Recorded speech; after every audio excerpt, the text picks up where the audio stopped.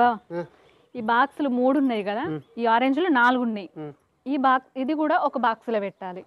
కానీ నువ్వు 3 స్కెచ్లు మార్చి బాక్స్ తయారు చేయాలి. 3 స్కెచ్లు జరిపేటాలి.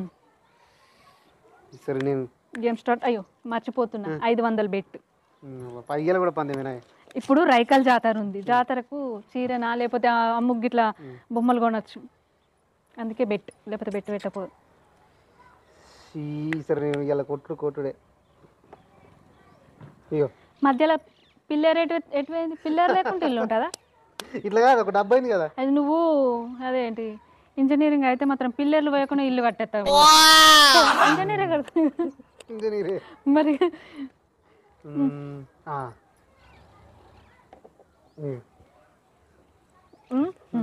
స్టడీ ఇంకా దగ్గరికి వచ్చింది. ఇట్లా కాదా?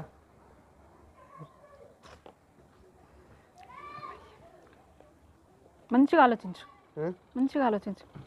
ఇట్లా ఇవి 2 బాక్సులు అవుతాయి, మధ్యలో గోడలు రావాలా.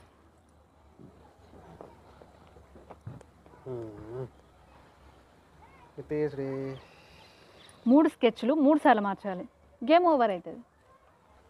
నువ్వే అవుతలేదు నాతో చేసుడు. ఎట్లా నువ్వు మార్చినప్పుడు నేను భయపడ్డా, ఎక్కడ విన్ అవుతాడో అని. నేనే విన్ను.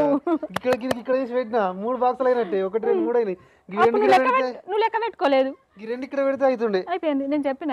కాకపోతే నేను చూసిన అక్కడ ఎక్కడ సెట్ అవుతాడు పోతున్నా, మాకేం గెలుస్తాడు అనుకున్నా, గెలవలేదు. ఈసారి అయితే డబ్బులు నాయే.